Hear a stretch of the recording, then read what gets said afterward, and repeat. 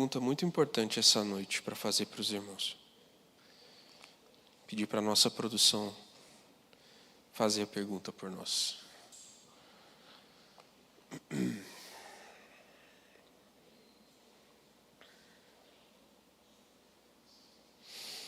Essa noite, Senhor, prepara o nosso coração para a Tua palavra. Enche-nos com Teu Espírito, endireita nossos caminhos. Dá-me um novo coração. Dá-nos um novo coração.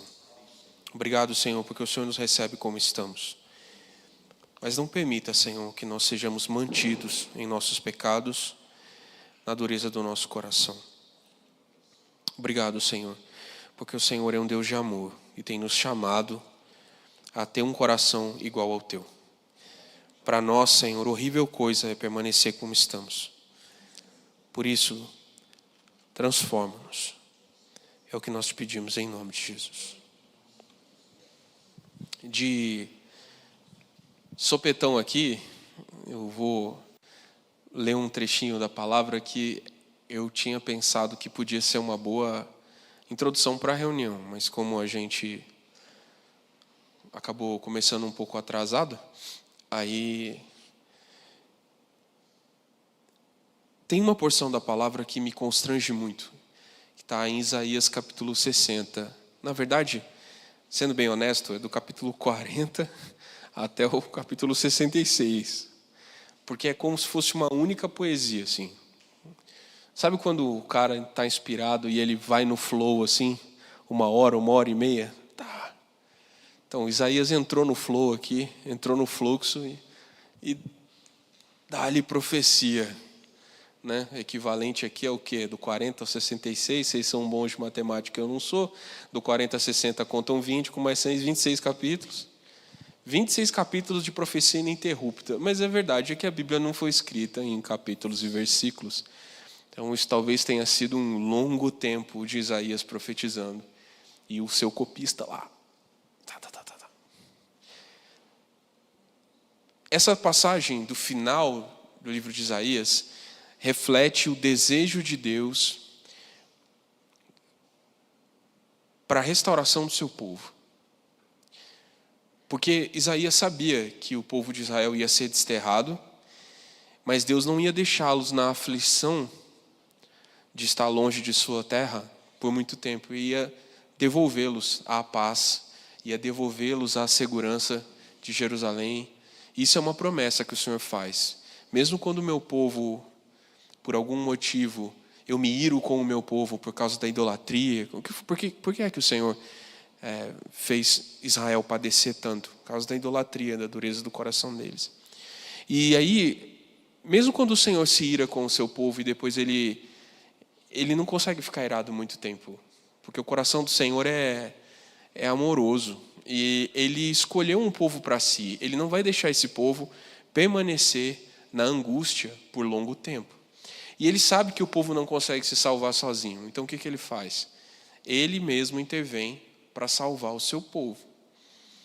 E aí, depois de tantas profecias difíceis e de guerra que o livro de Isaías tem, o final do livro é muito precioso, muito consolador, é muito doce. E a gente tem medo de livro profético por dois motivos. Primeiro, ele é geralmente muito cheio de guerra, conflito, morte, explosão, fogo e sangue, e a gente não gosta muito disso, já basta os da realidade. E porque conteúdo simbólico, conteúdo profético, às vezes a gente não entende tanto, né? A gente evita um pouco. Mas eu gostaria de encorajar os irmãos a mergulhar nesses capítulos finais do livro de Isaías e ter um propósito nisso. Compreender o que o Senhor está fazendo nos nossos dias. Compreender o que o Senhor está fazendo nos nossos dias. Ué, Davi, como assim o que o Senhor está fazendo nos nossos dias pode ser encontrado em uma promessa de restauração? Olha para como o mundo está. Olha para as guerras, os rumores de guerra. Olha para a loucura dos reis que governam esse tempo. Como assim você quer que a gente abrace uma esperança, ao invés de a gente se tornar preps, né? Aquelas pessoas que se preparam, vão estocar comida e vamos cavar bunkers, e vamos correr para as montanhas, porque Venezuela caiu, Irã está sendo bombardeado, e o next target do nosso amigo laranja é o Brasil. Né? Quem tem ouvidos para ouvir, ouça. Eu sei que a NSA pode estar ouvindo a gente, eu não vou falar o nome dele. Bom, o Senhor convida o seu povo a esperar contra as esperanças terrenas. Então, Ele está nos convidando a ter a mente oposta à desse mundo. Os dias mais difíceis da história humana podem ser os dias mais brilhantes da igreja. Porque é justamente quando falta esperança para aqueles que colocaram seus depósitos e tesouros na terra e estão vendo o dólar subir, descer, o petróleo subir, o Bitcoin ser esquecido, todas as possibilidades de ganho que a gente estava olhando, a gente sabia como ia ser, e agora a gente não sabe mais nada. O futuro é incerto. Não, o futuro não é incerto, o futuro é cheio de luz. O dia de amanhã é cheio de glória, porque eu não sei o que os homens vão fazer, eu sei o que o Senhor vai fazer. O Senhor vai fazer, Ele vai restaurar a sua igreja, Ele vai cuidar do seu povo, e mais, Ele vai trazer o reino eterno com um rei incorruptível que é Jesus.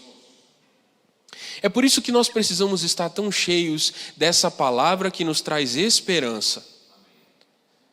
Nós não nos movemos, não nos limitamos e não nos impulsionamos por aquilo que o mundo entende por limites, impulsos e desejos. O nosso coração está se movendo em frequências diferentes, em leis diferentes. E se você está desesperado, preocupado, assustado, com medo, você está na vibração errada. Certo? Você está na vibração errada, você está vibrando a frequência errada. Gostou da minha vibração aqui? Parece um pouco galinha, o pintinho amarelinho, né? Lembra um pouco? Então, mas é que eu estou vibrando numa frequência diferente. A minha frequência de vibração é a esperança. É a glória de Deus na face de Cristo. É o que deve povoar os nossos pensamentos, é o que deve ocupar o nosso coração. Então, só que aí tem uma outra questão. Livro profético, você tem que ler longos capítulos, assim, mergulhar na poesia para entender, entendeu? Mas eu queria falar 2 versículos para os irmãos. Isaías capítulo 60, versículo 10, diz o seguinte, eu estou lendo na NAA, produção, NAA. Estrangeiros edificarão as suas muralhas, e os seus reis servirão. Porque no meu furor eu a castiguei, mas na minha graça tive compaixão de você. Os seus portões estarão sempre abertos, não serão fechados, nem de dia, nem de noite, para que lhes sejam trazidas as riquezas das nações e conduzidos com elas os seus reis. Porque a nação e o reino que não a servirem perecerão. Sim, essas nações serão totalmente arrasadas. A glória do Líbano virá a você, o cipreste, o olmeiro e o bucho, conjuntamente para adornarem o lugar do meu santuário. E farei glorioso o lugar em que descansam os meus pés. Também virão e se inclinarão os filhos dos que a oprimiram. Todos os que a desprezaram se prostrarão até as plantas dos seus pés e a chamarão cidade do Senhor e Sião do Santo de Israel. E aí o versículo 18 é um versículo que a gente conhece muito.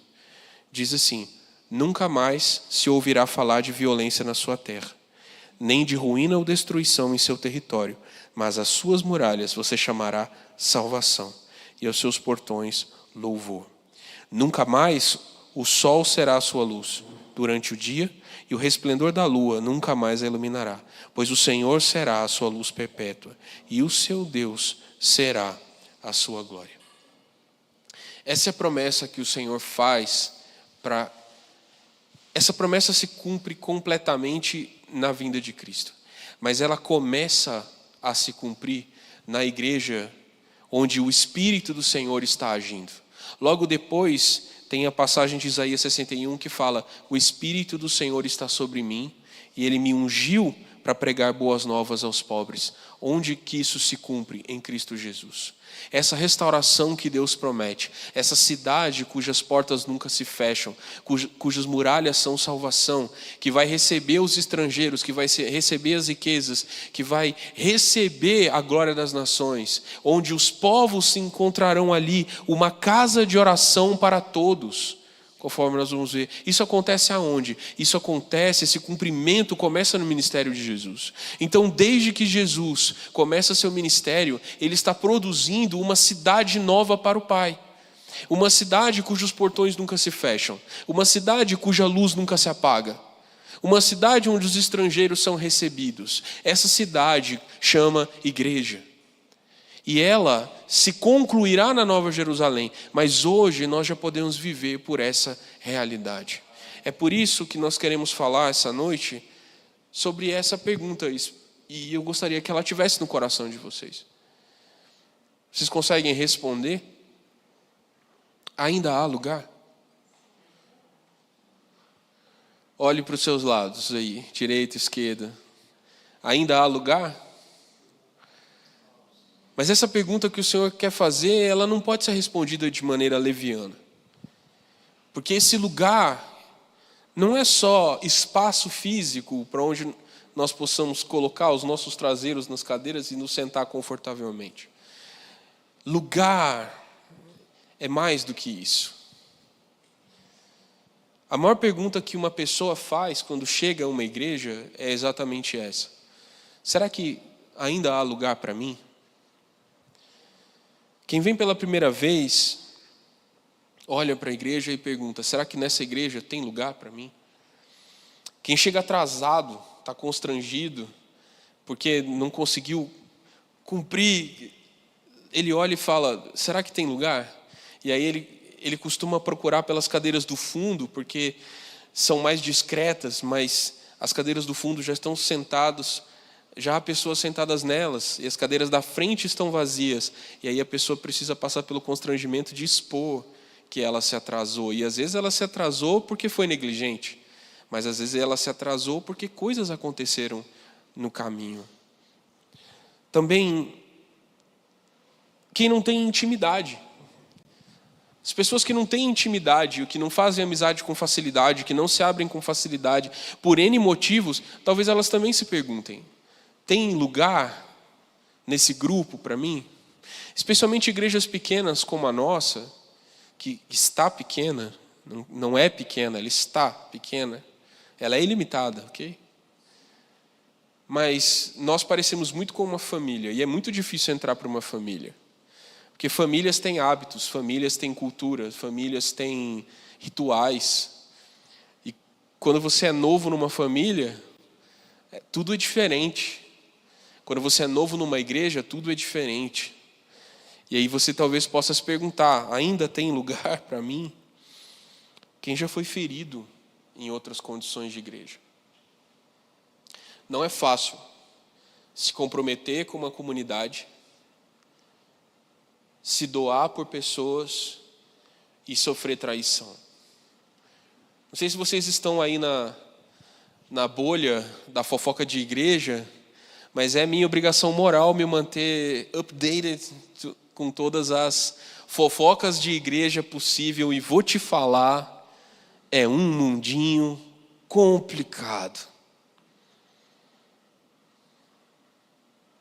É um mundinho complicado. As pessoas têm se decepcionado cada vez mais com os ajuntamentos cristãos. E nós cristãos temos feito todo o possível para o mundo arrumar vários motivos para não gostar de nós. Será que tem lugar para quem enfrenta um vício? Será que tem lugar para alguém que tem um pecado recorrente, que não consegue vencer e que tem muita vontade de confessar e de receber ajuda, mas ao mesmo tempo tem muita vergonha? Porque o pecador sabe que está distante de Deus e sabe que o pecado faz separação entre Deus e ele. Quando a gente começa a lidar com pessoas em condição de rua e a visitar e abraçar o perdido, né? As aspas aqui, perdido, a gente vai constatar que a maior parte deles são filhos de cristãos ou são cristãos. Quem já trabalhou com missões urbanas sabe. Os caras que estão ali na pior condição, doidão das ideias, geralmente são filhos de cristãos. E talvez eles se perguntem, será que ainda tem lugar numa igreja para mim? Se eu chegar assim, do jeito que eu estou agora, fedendo, com fome, será que tem lugar para mim? Essas são perguntas que as pessoas que procuram uma igreja, são perguntas que elas fazem. Essa pergunta especificamente, será que tem lugar? Falar de acolhimento, falar de uma igreja que acolhe, não tem o desejo de cobrar os irmãos, como se os irmãos não estivessem fazendo algo. Não se trata de fazer, irmãos. Se trata de apresentar um ideal de acolhimento sobrenatural, que é divino, que vai além da nossa capacidade humana de receber bem, de hospedar bem, de ter um bom serviço de recepção, de ser pessoas simpáticas. É um acolhimento que vem do coração de Deus e que não pode ser alcançado pelo nosso sorriso, mas que inclui o nosso sorriso. Não pode ser alcançado pela nossa organização, fidelidade e preparação, mas que todas essas coisas fazem parte. Não é simpatia, é materializar o coração de Deus. Aquele mesmo coração de Deus que nos acolheu deve ser encontrado em nós para acolher todas aquelas pessoas que o Senhor mandar para nós, porque quem busca o perdido é o Senhor. A gente tem a impressão que é o missionário, que é o evangelista, que sou eu e você no caráter de evangelista, de missionário. Mas, às vezes, o Senhor pode até usar você, mas quem traz é Ele. O Senhor pode até usar alguém, um missionário, um evangelista, um pregador do evangelho, mas quem traz é Ele. Lembra do que fala Lucas capítulo 19, versículo 10? O Filho do Homem veio para salvar o que estava perdido. Quem é que veio salvar o que estava perdido? Não sou eu, não é você, é Cristo. E se Cristo salva alguém por meio da sua pregação, foi Ele quem salvou, não foi a sua capacidade, mas foi Ele quem quis, naquele momento, ser glorificado por meio da sua vida. João capítulo 6, versículo 44, ninguém pode vir ao Filho, ninguém pode vir ao Pai se o Filho não trouxer, ninguém vem a mim se o Pai não trouxer, e ninguém vai ao Pai se não for por mim. Ou seja, quem é que conduz os pecadores ao Pai? É o Filho. João capítulo 10, versículo 16, Jesus está falando, eu sou o bom pastor, eu dou a vida pelas ovelhas, mas eu tenho ovelhas em outros lugares que eu me agrado de trazer para o meu aprisco, e elas vão ouvir a minha voz, e elas vão me seguir, e só vai ter um pastor e um rebanho. Aqui ele estava falando, comparando Israel a um ajuntamento, e dizendo que, além daqueles de Israel que estavam esperando por ele, ele ia atrás de outras pessoas que não estavam esperando por ele, e ia encontrá-los, que somos eu e você. Quem convence o pecador da justiça, do pecado, do juízo, é o Espírito Santo. Portanto, por mais esforço que nós façamos ao pregar, por mais clareza que nós tenhamos ao pregar, é o Espírito Santo quem age no convencimento do pecador, a fim de que trazê-lo à casa de Deus. O acolhimento da igreja não é baseado em estratégias humanas de fidelização de cliente. Não é a experiência do culto que prende as pessoas em uma igreja. Não é a técnica de recepção. E nem a cultura contemporânea de cativar as pessoas por N ferramentas. O tipo de louvor que produz recompensa emocional, o tipo de relacionamento que é estrategicamente planejado para dar para a pessoa uma boa experiência de culto, uma boa experiência de retorno, os presentinhos, os mimos, os etc., que fazem você sair de um tempo de culto com a percepção de que você foi muito bem acolhido. Uma equipe uniformizada, todo mundo muito bonito, maquiado e sorridente. Veja, nada disso é errado em si mesmo. São estratégias, podem ser usadas, mas não é isso. O centro da coisa não é a técnica, mas é o coração acolhedor de Deus. E nós precisamos entender que todo mundo que se aproxima de uma igreja foi trazido pela providência de Deus. Você consegue dizer isso do irmão que está do seu lado? Olha para o irmão que está do seu lado. Olha que boa pessoa que ele é. Foi trazido pela providência de Deus. Mas e se do seu lado tivesse uma pessoa que você não gosta tanto assim?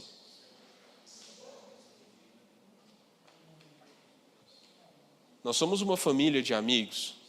Nenhum de nós tem problema com ninguém aqui.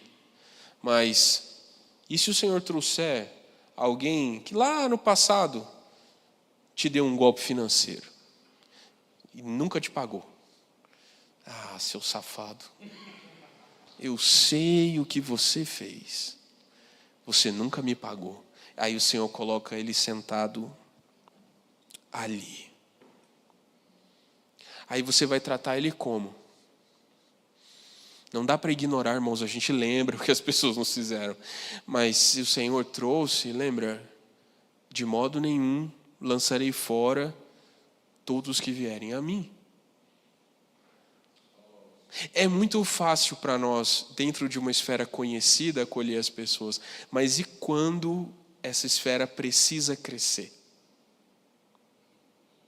Se não crescer aqui dentro primeiro, e aqui dentro primeiro, não cresce aqui. E vocês entendem o que aqui quer dizer, ok? Na vibração, vocês estão pegando? Quem está em casa não deve estar entendendo nada. E quando alguém é chamado pelo Senhor, conduzido pelo Senhor, ele não é conduzido para ficar voando no espaço, ele é chamado para uma igreja. Esse papo de eu posso ter comunhão com Deus na minha casa e me relacionar com Jesus sozinho, eu e ele, não existe, é uma armadilha do diabo. Desigrejados acontecem por muitos motivos. Pessoas que se decepcionam, que se ferem. Então, há dores reais. Você não pode chegar para o desigrejado e falar assim, você é um perdido, você está todo errado na sua vida, se apruma e vai para uma igreja. Não, escuta primeiro. Ouve o que foi que aconteceu com aquela pessoa. Às vezes as histórias são profundas, as dores são profundas. Mas até o desigrejado sabe, e ele tenta se enganar, mas ele no fundo sabe, que ele não foi chamado pelo Senhor para viver uma vida cristã solitária, porque a própria natureza da vida de igreja é coletiva. A própria natureza de igreja é família, então não dá para viver vida cristã sozinho. Você precisa de algum jeito de uma igreja. Ah, mas eu não achei a igreja que eu quero. Então vai com a que tem. Às vezes a que você quer não apareceu, então vai com a que tem. De repente um dia aparece a que você quer. Mas igreja nenhuma, comunhão nenhuma, coletividade nenhuma. A gente precisa lembrar as pessoas que ainda há lugar. E que ela não precisa viver uma vida cristã solitária. É mais fácil viver sozinho. Porque quando nós estamos sozinhos, nós controlamos todos os elementos do ambiente. Porque eu controlo o sofá da minha casa. Eu controlo a temperatura do meu ar-condicionado. Aqui, ninguém controla. Às vezes alguém consegue domar, mas o ar-condicionado é um bicho bravo. E a posição da cadeira talvez não seja mais agradável para você. O som da igreja talvez não te agrade. Você gosta com mais grave? Você gostaria que o pregador tivesse uma voz um pouco mais produzida?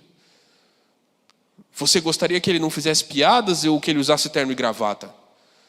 Que ele não tivesse de tênis? Ou talvez você quisesse que ele fosse todo tatuado. Uma igreja em que o pregador é ultra cool, o cara é super maneiro. E pá, e prega de boné.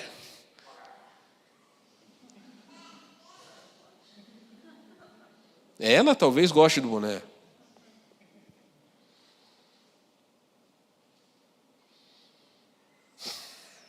nós nunca vamos encontrar a igreja que atende todos os requisitos que nós temos. Porque Deus não quer que isso exista para que nós sejamos transformados. É justamente porque ela não é do jeito que você quer que ela é a sua igreja. Porque se a sua família fosse do jeito que você quer, você nunca ia deixar de ser uma criança mimada. Se seu pai te desse tudo que você pede, se sua mãe fizesse toda a comida que você gosta, se você só estudasse quando queria, se você só praticasse esporte quando queria, a sua vida seria uma porcaria, você seria um adulto horrível, insuportável. É justamente as dificuldades da vida que nos moldam para nós sermos seres humanos melhores. Ah, mas a vida é só dificuldade? Não, claro que não, a vida é alegria também. Igreja não é só BO. Igreja tem vários rolê maneiro. Várias coisas legais acontecem na igreja. Mas elas acontecem justamente quando você abre mão de querer controlar e se permite viver a liberdade do Espírito Santo. Não é o irmão que eu queria do meu lado servindo. Mas o que eu tenho é melhor do que nenhum. Então vamos.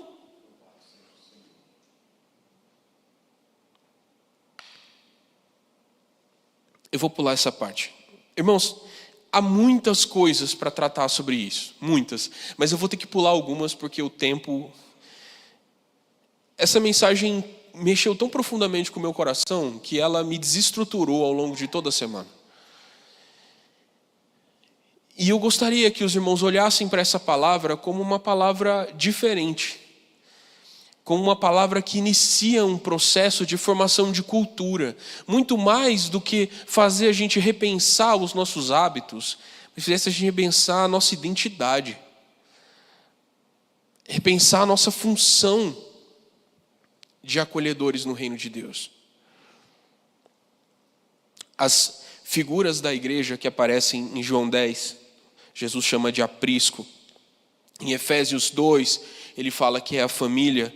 1 Timóteo 3, é a casa de Deus. Em Mateus 5, ele fala da cidade sobre o monte. Nós poderíamos dar uma mensagem sobre cada uma dessas figuras e como elas representam o acolhimento de Deus que a sua igreja deve exercer.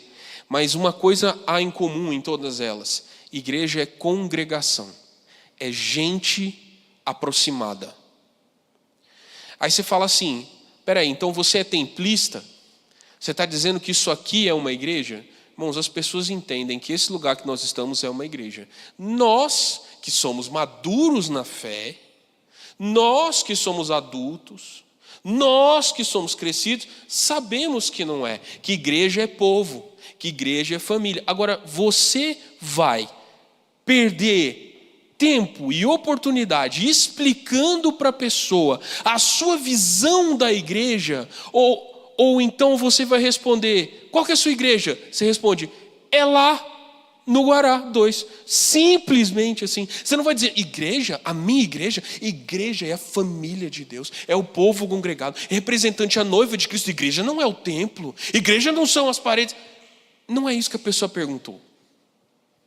Qual é a sua igreja? A igreja no Guará, ali na frente do lago. Você conhece o Parque Denner? Na frente do Parque Denner. Você que está ouvindo, a igreja é aqui, você pode vir. Não é mais fácil? E aí quando a pessoa entrar na nossa caverninha, você que só vê a gente pela internet, a nossa igreja parece uma caverninha, ela parece um porãozinho. A gente desce um pouquinho assim, então parece um porãozinho. É um porãozinho lindo, mas ainda é um porãozinho. Quando ela entrar, mostra para ela que a igreja é família. Mostra para ela que a igreja é povo. Mostra para ela que as paredes não importam tanto assim. Que inclusive a igreja está na casa, a igreja está na rua, a igreja está... Não fica tentando convencer as pessoas de uma visão de igreja que elas não estão interessadas em conhecer. Mostra para elas como você pratica igreja. E a pergunta, outra pergunta importante é: quem a igreja deve acolher? Responda, quem a igreja deve acolher? Quem a igreja deve acolher? Ou você está pronto para receber todas as pessoas? Lembra que Romanos capítulo 3 fala para a gente que ninguém busca a Deus. Não há quem busque a Deus. Portanto, se alguém foi trazido pelo Senhor a esse ajuntamento, foi o Senhor quem trouxe. E só o fato de alguém estar aqui já é digno de reverência. Irmão, eu sei a luta que você venceu para sair da sua casa, porque eu sei a luta que eu venci para sair da minha casa. Irmão, graças a Deus que você está aqui. Graças a Deus que você veio.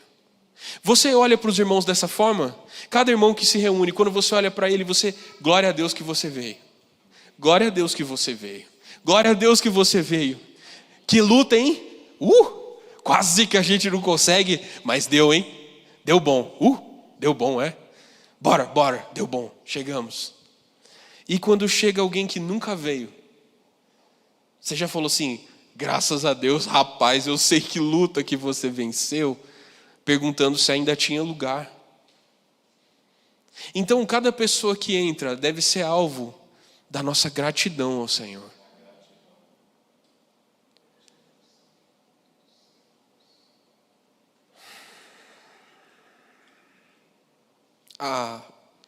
Algumas epístolas que nós estudamos, alguns textos que nós estudamos recentes, nos conduzem a esse momento.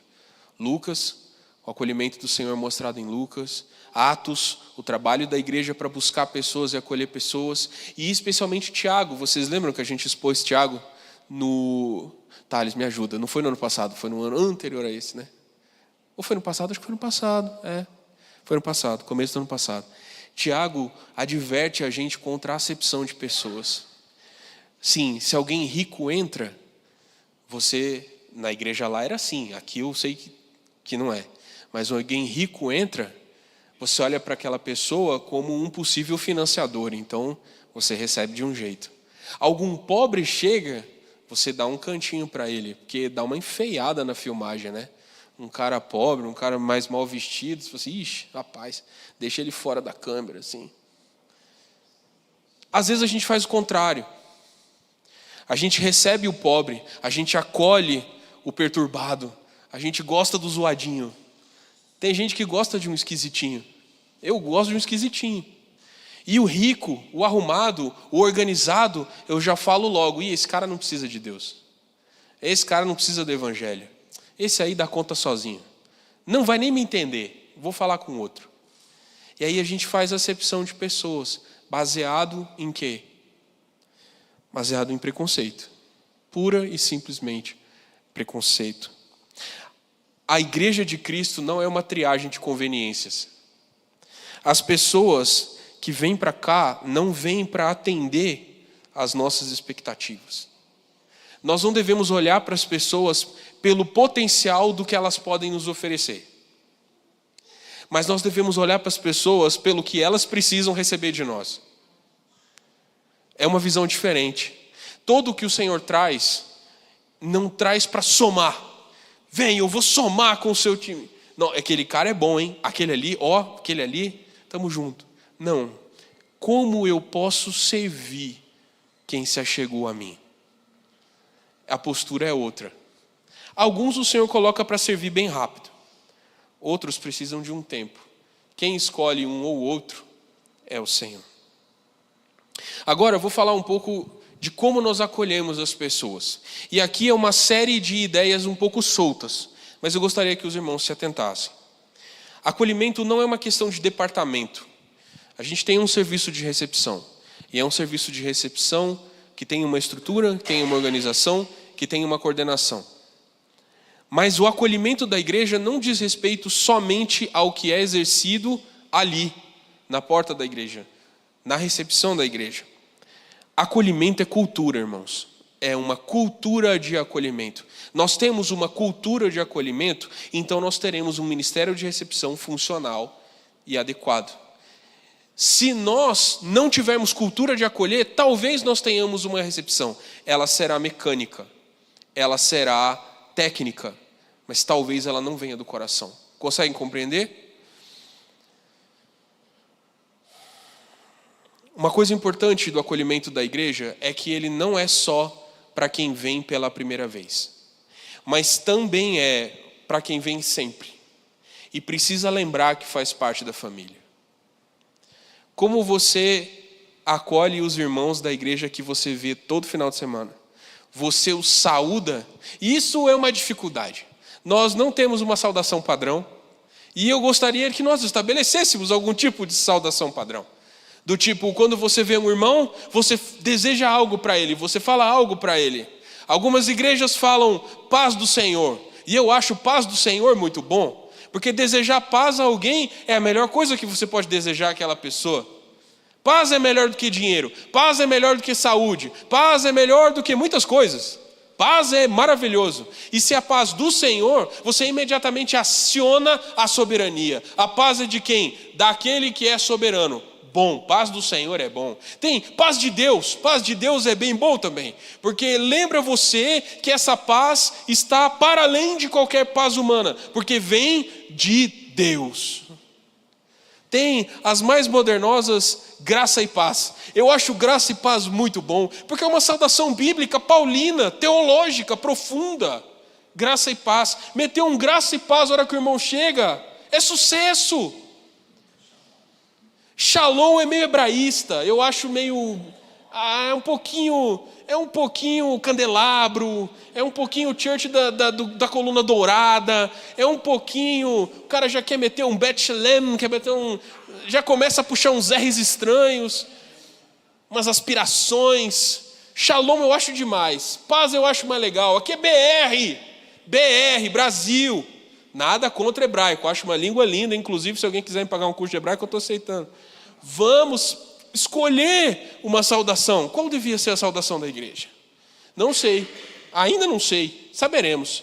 Eu, pessoalmente, voto pelo graça e paz. Se isso aqui fosse uma democracia, eu pediria, levantem a mão quem vota pelo graça e paz. Eu estou fazendo essa brincadeira, mas talvez ela seja séria. Quem vota pelo paz do Senhor? Quem vota pelo paz de Deus? Aí, ninguém quer votar em nada, ninguém quer se comprometer.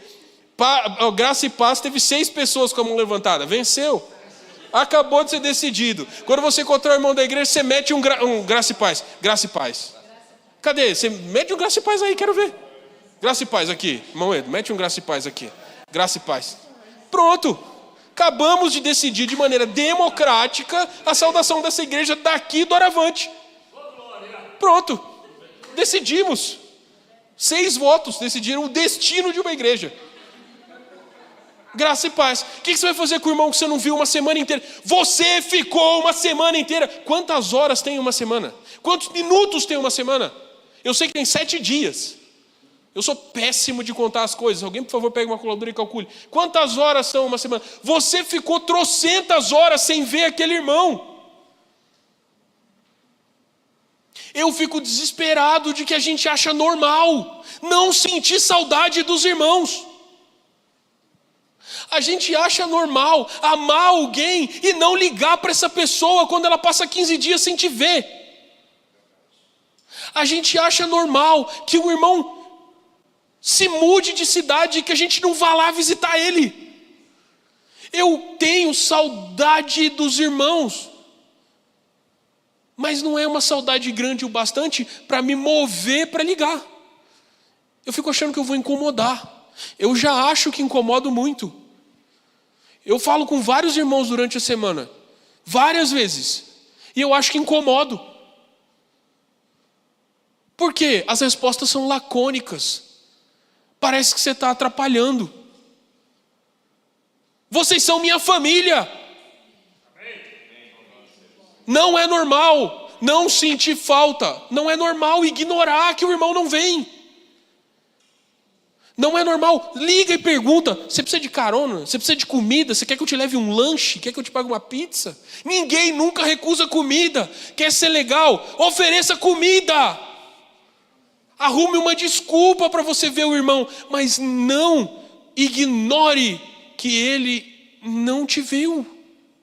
Como que a gente acha normal que os irmãos não venham à reunião e que a gente não vá atrás deles? Que coração é esse que a gente tem? Que iniquidade é essa que minou o nosso amor? Aí quando chega o tempo da pandemia, fica aquele chororô que não pode sair de casa e vir para a reunião. Vocês lembram? Ai, não posso ir para a reunião, não sei o quê. É porque eu vou desrespeitar as leis sanitárias. Na hora que tem uma liberdade, que pode andar de patinete na rua, sem máscara, você desperdiça a liberdade que tem. Você vai para todos os lugares, mas a reunião é um peso. Você fala com todo mundo, mas os irmãos você não liga. Você gasta combustível para ir em tudo quanto é lugar, mas para ir para a reunião é caro. Acolhimento significa valor. Se o irmão não significa nada para mim, eu não vou atrás dele. Mas se ele significa alguma coisa para ele, se você recebe uma mensagem minha, significa que você vale alguma coisa para mim. E eu quero que você fale comigo. Se eu faço uma piada sobre o Vasco, e eu vou continuar fazendo, porque o Vasco continua me dando motivos. É amor. É amor. Quem convive comigo sabe que eu detesto futebol. Que desculpa você tem para ligar para o irmão Edo?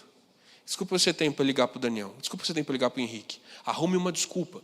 Ache alguma coisa em comum com ele. Encontre motivos para ver essa pessoa. Os irmãos entenderam o que eu quero dizer e eu não vou precisar insistir mais nesse ponto, amém? Outra coisa importante do acolhimento é que ele começa na preparação do espaço. Quando você vai receber alguém, o espaço é importante. E nisso nós admitimos que temos sido falhos. O tempo está muito corrido e está sobrando pouco tempo para a gente conseguir cuidar de coisas essenciais. E agora aqui a gente está se expondo. A gente quer organizar melhor o espaço. As coisas não podem estar quebradas, as coisas não podem estar sujas, as coisas não podem estar sem pintar, as coisas não podem estar sem decorar. A obra precisa acabar, o estacionamento precisa estar sem mato. A gente precisa arrumar a casa, mas os trabalhadores são poucos. A obra é muita e o recurso é limitado. Mas uma coisa eu sei, o povo de Deus é rico. O recurso de Deus está no bolso dos irmãos. O tempo de Deus está na Netflix, que é onde nós temos colocado muito do nosso tempo. No entretenimento, no trabalho. Você talvez não precise ser mais rico do que você é. Talvez você possa trabalhar um pouco menos para ter tempo para a sua família, para ter tempo para a igreja. Você não precisa ganhar o mundo inteiro. Tá bom só metade dele. E o seu futuro? O futuro, não sei o quê. Não garante nada. Previdência do Brasil. Alô? Melhor cuidar do agora. Você está me chamando para ser responsável. Não, estou chamando você para ser equilibrado. Tem gente que cruza várias linhas. Eu estou cansado. Meu irmão, você está cansado? Você me falar de estar cansado. Para mim. Está cansado? Você vai ficar cansado se você dormir. Se você não dormir, você vai estar cansado também. Se você malhar, não malhar, você sempre vai estar cansado. Não importa quantas horas você durma. Existe algo drenando a energia da humanidade. Você deita na cama e não dorme porque você pega o celular para ficar vendo o Instagram. Você não está descansando. Não, eu vou tirar o dia para descansar. Você vai fazer o quê? Você vai para frente da TV. Você está descansando? Não está descansando. Você está ocupando a sua mente com outra coisa. Meu Deus, eu estou tão estafado no meu trabalho em que várias más notícias chegaram para mim. Aí, chega em casa, senta na frente da TV e vou ver o quê? Guerra no Irã. Melhorou muito. Lute contra a iniquidade. Nem que para isso você tenha que esmurrar o seu corpo. A limpeza, a ordem, a pontualidade, o tom do ambiente, a clareza no início do culto, a sabedoria na escolha das músicas. Talvez os irmãos tenham notado que nos últimos tempos nós temos escolhido músicas que não eram do nosso cancioneiro. Mas por quê? Nós temos um inário tão rico, 700 músicas para você escolher, Davi. Escolhe daquelas. Não, as pessoas não escutam essas músicas. As pessoas escutam outras músicas. E nós precisamos pensar o nosso cancioneiro para também ser um acolhimento às pessoas, porque as pessoas vão se sentir felizes ao cantar uma canção que elas lembram. Sabe uma experiência de evangelismo muito legal? Pega o seu violão, sua guitarra, seu ukulele, sei lá o que você toca, seu piano, gaita de fole, sua sanfona, saxofone, e vai para um lugar movimentado da cidade e começa a tocar hinos clássicos da década de 90, da década de 80. Toca um Vencedores, toca uma harpa cristã, toca um negócio assim. As pessoas lembram. Você sabe o que as pessoas em evangelismos que elas mais pedem? Elas não pedem os worships de hoje, eles pedem os hinos clássicos que eles ouviram quando eram criança. Toca o coração deles e dá saudade de casa. Então a gente tem que fazer uma mescla aqui. Tem que botar um worship, porque tem a molecada que gosta. Tem que botar um Vencedores por Cristo. Tem que botar um projeto solo, porque é atestado de qualidade de musicalidade cristã. Tem que botar um C, um H, um S, que é para poder lembrar da nossa identidade histórica. Você acha que é fácil, irmão, montar repertório para hino aqui, nessa igreja? Não é tão fácil assim, não. Inclusive, o nosso serviço está contratando liturgistas. Eu estou brincando, porém eu estou falando muito sério. Um ponto importante sobre acolhimento é: acolha sem invadir. Acolha sem invadir. As expectativas das pessoas em ambientes novos são sempre muito diferentes. Você talvez goste de, ao chegar num lugar, ser incensado, ser colocado no grupo, ser abraçado por todo mundo, ser tocado por todo mundo. Mas muitas pessoas não gostam. Elas querem chegar, sentar em seu lugar e ir embora. Aí você fala assim: que pessoa antipática. Não, às vezes não é antipática. Às vezes ela tem uma neurodivergência. Às vezes ela é introvertida. Às vezes ela é tão tímida que não sabe se deve ou não falar. Mas há uma coisa que une todas as pessoas: ninguém gosta de ser ignorado. Você precisa fazer a pessoa perceber que foi percebida. Ela não pode entrar e sair como se não existisse, como se não importasse. Porque é isso que acontece em muitas mega igrejas. E aí eles criam sistemas de recepção porque a cultura da igreja não é de acolher, mas então precisam de serviços mecânicos para isso. Nós não justifica. Olha o tamanho da nossa igreja. Justifica que a gente tenha só mecânica de acolhimento, que seja só técnica, que seja só estratégia? Ou cultura dá para criar aqui enquanto é uma família? Dá, não dá? Polegares para cima, para sim, polegares para baixo, para não. E eu quero fazer uma pergunta: continuo falando ou a gente encerra por aqui? Tem mais alguns pontos, eu vou passar do ponto. Polegar para cima, polegar para baixo? Ok, vamos lá. A responsabilidade é de vocês. É muito importante discernimento quando a gente vai acolher as pessoas. Não ignora como se fosse irrelevante. Não cerca a pessoa até ela ficar constrangida. Acha entendeu? Nem tanto, nem tão longe. Aqui, ó. Entendeu? Malandragem. Precisa. Há pessoas que querem se abrir logo no primeiro encontro. Há pessoas que não vão se abrir nunca. Há pessoas que se sentem honradas com a aproximação espontânea. E há pessoas que se sentem pressionadas com a aproximação. Tem gente que chega aberto e tem gente que chega ferido. Como é que você vai saber? Você vai olhar, você vai fazer assim: Espírito Santo de Deus, me dá o discernimento. Ó, o manto é contigo, né? Esse cara é do manto. Espírito Santo de Deus, me dá discernimento e confia em Deus. Algumas pessoas não gostam de ser tocadas, mas ninguém gosta de ser ignorado. O culto precisa ser acolhedor. Cada momento do culto, irmãos, precisa ser claro, conduzido. Ele não pode ser confuso, ele não pode ser intimidador, ele não pode ser forçado, ele não pode ser críptico, ele não pode ser esotérico. Como assim? Quando as pessoas entram em igrejas têm liturgias, mas a liturgia não pode ser ocultista. Todo mundo faz uma determinada coisa, ninguém explica por quê. Já entrou em cultos em que a igreja, todo mundo sabia o que fazer? Eu me sinto assim em cultos católicos. Mesmo lendo a folhinha, eu nunca sei quando é para levantar, quando é para falar hosana, quando é ele está no meio de nós, quando está... Nunca sei, eu não entendo.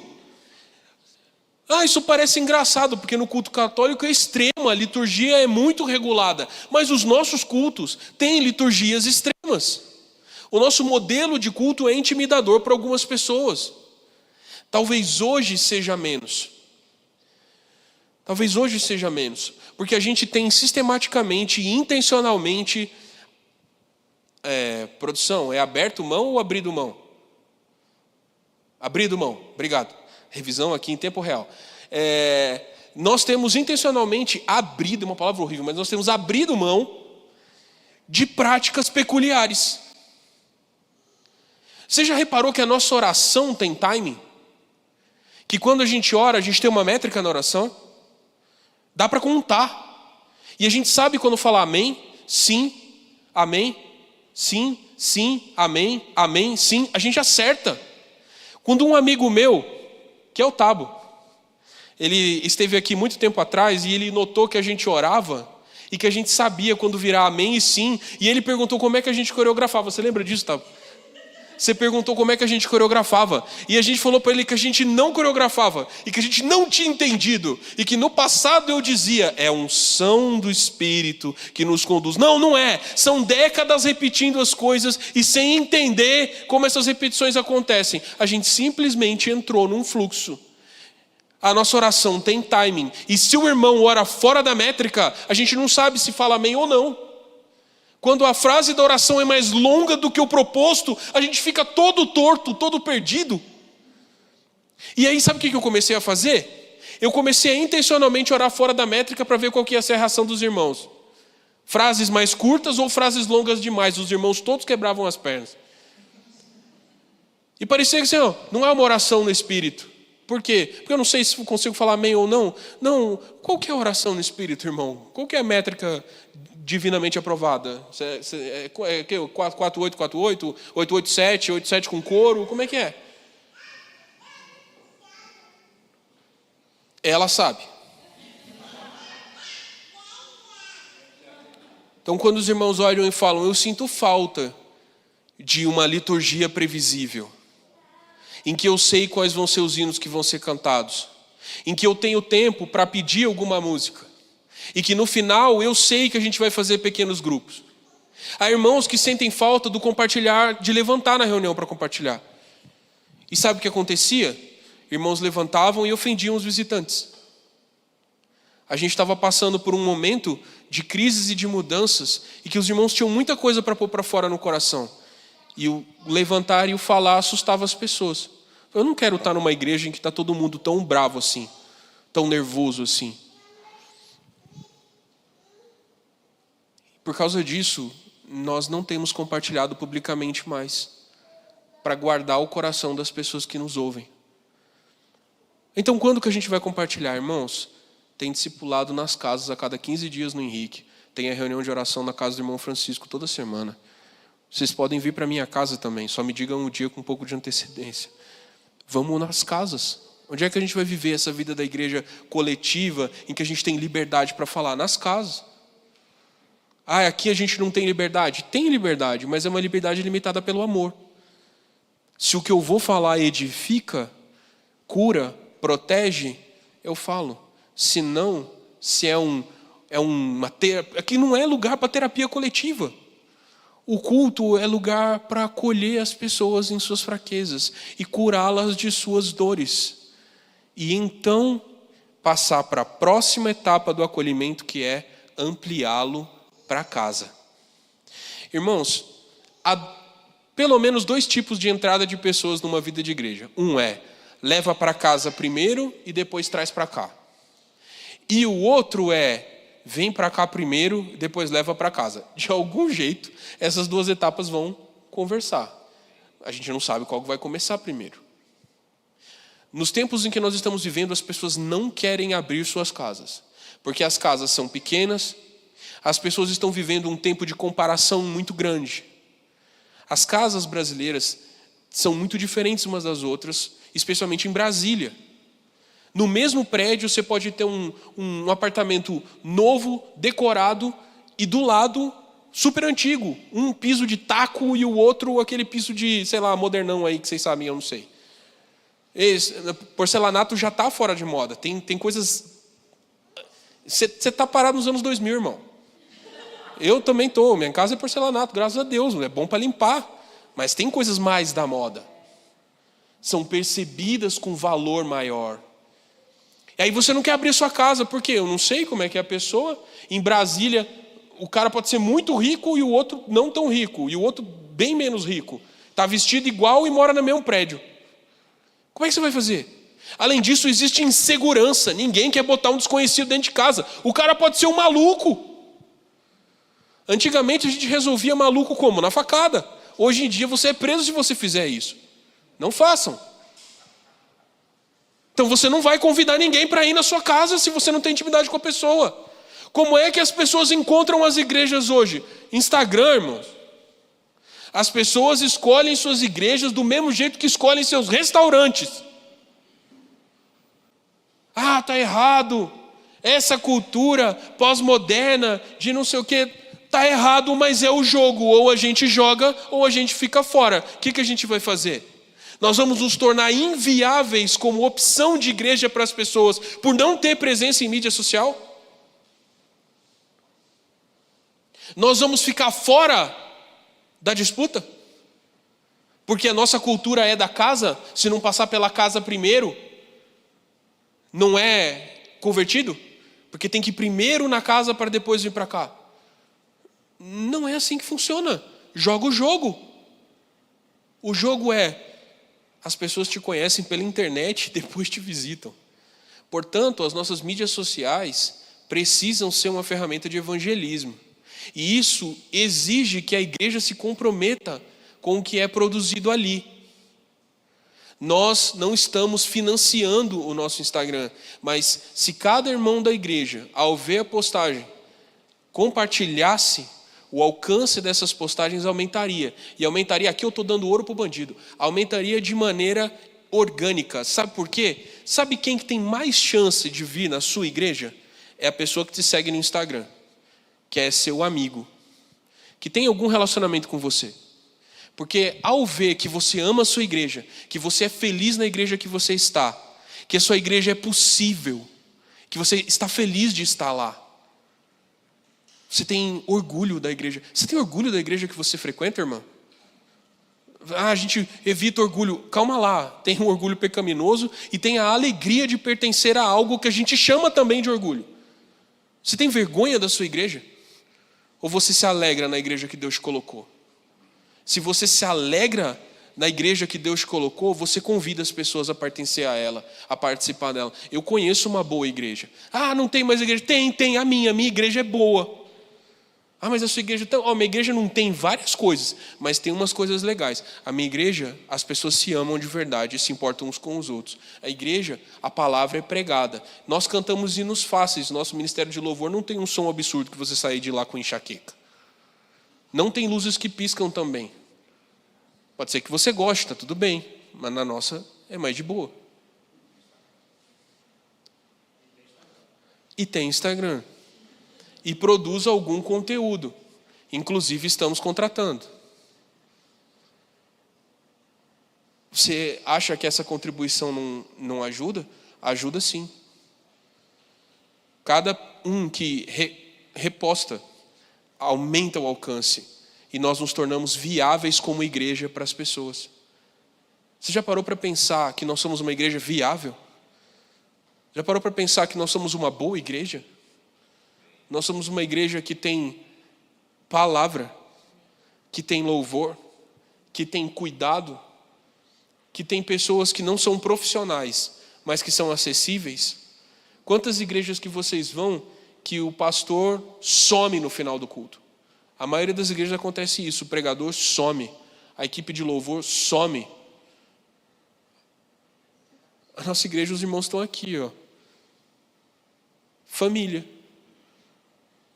Ah, mas não é o que eu quero. Ok. Se não é o que a pessoa quer, amém. mas apresenta a igreja como uma opção. Eu tenho coragem, irmãos, de chamar as pessoas a frequentar a minha igreja. E eu falo desse jeito: eu acho que você devia vir para a minha igreja. Ah, nossa, que... Não, eu tenho que falar isso. Eu estou criando os meus filhos aqui. Se eu não tivesse alegria e orgulho dessa igreja, eu estaria procurando outra. Concorda comigo? Não é simples? Se você se dedica a frequentar uma igreja todo final de semana, por que não apresentá-la às pessoas? Se você quer algo para você, por que você não quer para o outro? Se é bom para você, por que não é bom para o outro? Essa é a questão. A gente fica esperando oportunidades e eventos e não sei o que para apresentar a igreja. As pessoas não são convencidas pelos eventos. O que fideliza as pessoas a uma igreja é o dia a dia dela. E o nosso dia a dia, irmãos, é um dia a dia simples, mas é um dia a dia cheio de amor e de graça. A pessoa não vai chegar aqui para ser extorquida, não vai chegar aqui para ser depauperada, não vai chegar aqui para ouvir groselha e um monte de coisa contra a Bíblia que vai levar ela para o inferno. Palavra ela vai ouvir, e vocês são testemunhas disso. Louvor ela vai ter, e louvores que ela consegue cantar. Portanto, vamos oferecer a nossa igreja às pessoas como uma igreja viável, cheia do Espírito Santo e que está pronta para se desenvolver. Você consegue ver isso? Essa é uma igreja pronta para se desenvolver. Onde está o potencial de desenvolvimento dessa igreja? Olha para baixo assim. Olha para baixo. Está vendo os pezinhos? É o pezinho dali, ó. Meia verde. Eu não vou falar isso. Meia verde é maravilhoso. Essa igreja tem irmãos que usam meias verdes. Onde que você vai encontrar uma igreja que os irmãos usam meias verdes? Aqui! Mas você já olhou para baixo? Essas perninhas são as perninhas de um missionário. Você já viu? Os pezinhos, olha aqui, ó. Quão bonitos os pés. Ó. De quem falam coisas boas. São os pezinhos missionários que vão levar o evangelho às pessoas. Conclusão. Os irmãos entenderam as coisas que eu falei? Eu estou viajando aqui. Não? Ok. Então vamos concluir. As igrejas, nós como igreja, precisamos entender que nós vamos acolher pedaços de pessoa. Nós não vamos acolher pessoas inteiras. Pedaços de pessoa. Partes de seres humanos. Porque o pecado arrancou, estragou, humilhou. E a pessoa não vem inteira. E está tudo bem. Ela vai se completar aqui. Sabe, irmãos, uma coisa que eu vejo é que Deus é tão grande que Ele não... Depois de Jesus, não teve um cara que conseguiu ser sozinho a expressão de Deus na carne. Aí Ele falou assim, eu quero um povo. Eu escolho ser coletivo. Então, aquela parte que me falta... Vem cá, irmão Edo. Vem cá. Faz uma pose esquisita com o braço. Qual que é a pose esquisita com o braço? Faz uma pose esquisita com o braço. Assim, por exemplo. Ó, digamos que o irmão Edo seja uma pecinha. E ele quebrou desse jeito. Arrancaram esse pedaço dele aqui. Mas aí, ó. Eu sobro uma pontinha aqui. Aí, ó. Aqui, ó. Fechou, é nóis. Aí vem um outro irmão de meia verde. Encaixa em mim aqui. Acha um outro pedaço que você consegue montar aqui. Aí, ó, pronto. Aí aqui embaixo também junta aqui, ó. Os 3 de sapatinho preto. Aí se continuar juntando assim, vira um homão, né? Jesus, na terra, é o corpo dele. E o pedacinho que me falta sobra no irmão Edo. E aí, entendeu? Quebrou em mim, mas nele não. No Henrique está sobrando também, a gente se achega, ajeita aqui, ó. Eu não quero abrir mão do irmão Edo nunca, porque o pedaço que me falta está nele. Como é que eu vou ser feliz sem o irmão Edo na minha vida? Como é que eu vou ser feliz sem o Henrique na minha vida? Eu não vou ser feliz sem você. Eu não vou... Cristo está sendo menos visto na terra porque eu estou longe do Henrique. Tem um buraco aqui. Tem um buraco aqui. Aqui, Cristo não está sendo visto. Mas se eu me aproximar, colar com o Henrique, é nós que voa. Aí Cristo está sendo visto. Obrigado, irmão da Meia Verde. Obrigado, irmão do Pão de Mel. Você sabe, irmãos, o que Jesus fala que faz o mundo crer? Ele fala assim: na unidade de vocês, o mundo crê. João 17 fala isso. Para que eles sejam um em mim, como eu sou um em você, com o Pai. É aí que Cristo é visto. Porque no mundo as pessoas não se juntam sem interesses. Elas só se unem se isso for rentável financeiramente ou emocionalmente. Mas na igreja nós estamos unidos pela glória de Deus, pelo propósito de Deus e pela alegria uns dos outros. Irmãos, nós precisamos começar a pensar como essa igreja viável, pronta para se desenvolver. E todo o potencial para desenvolvimento dessa igreja está em você e em mim. É hora de romper, irmãos. É hora de abrir, é hora de crescer, é hora de abraçar isso que o Senhor nos deu e parar de ser egoístas, porque as pessoas estão procurando igrejas como a nossa. Entenda isso. As pessoas estão procurando igrejas como a nossa. Se você é feliz aqui, pode ter certeza, outras pessoas também podem ser. A gente quer logo terminar essa reforma, fazer uma inauguração maneira e depois começar outra obra de expansão. Nós não vamos parar. Isso depende de você se comprometer com esse processo. Vindo aos cultos. Venha às reuniões. Eu não sei quais são os seus motivos, mas se eu souber, talvez eu possa ajudar. Talvez você não tenha combustível para vir. A gente pode te buscar ou ofertar. Talvez você trabalhe demais. A gente pode orar para o Senhor te dar outro trabalho. Talvez você more muito longe. A gente pode orar para o Senhor te dar uma casa aqui do lado. Ah, Deus não vai dar. Dá sim. Vocês não têm ideia de quantas orações Ele já respondeu. Só que eu preciso conhecer você. Eu preciso amar você. Eu preciso entrar na sua vida. Eu preciso que você entre na minha também. Não faz sentido a gente se entender como igreja e não caminhar pertinho. Eu não sou a melhor pessoa de perto. E você também não é. Mas você é quem o Senhor me deu. Eu não posso lançar fora aquele que o Senhor chegou a mim. Amém? Amém.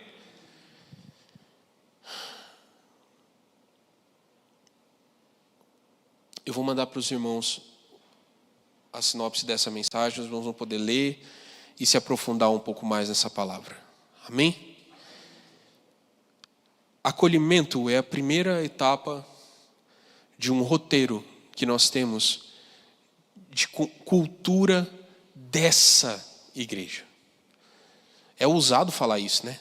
Porque a gente sempre está falando da igreja de Deus, aquela igreja que envolve todos os crentes. Irmãos, essa igreja santa, celestial, maravilhosa, universal, ela tem uma expressão prática, que é aqui. E a sua igreja é essa aqui. E sabe tudo que você aprendeu sobre a igreja, você tem que conseguir praticar aqui. Porque foi aqui que o Senhor te plantou. Se o Senhor te levar para outro lugar, Ele sabe por quê. Se o Senhor trouxer outra pessoa para cá, Ele sabe por quê. Mas uma coisa nós sabemos, enquanto aqui estamos, aqui nós vamos florescer.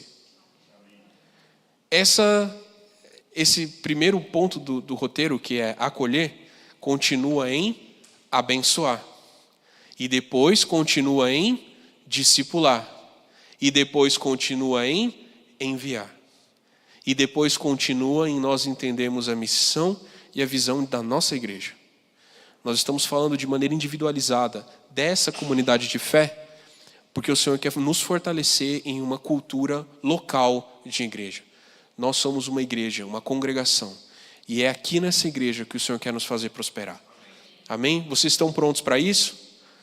Vocês entendem o valor disso? Então vamos a isso? Então, nós vamos encerrar agora. Mas antes eu queria que você juntasse com a pecinha que está do seu lado. Se você tem intimidade, abraça. Se não tem, não abraça não. Mas você pode orar. Ali tem pecinhas afastadas ali. Tudo um bando de macho de camisa preta. Chega mais perto. Ele é vascaíno, mas ele é gente boa.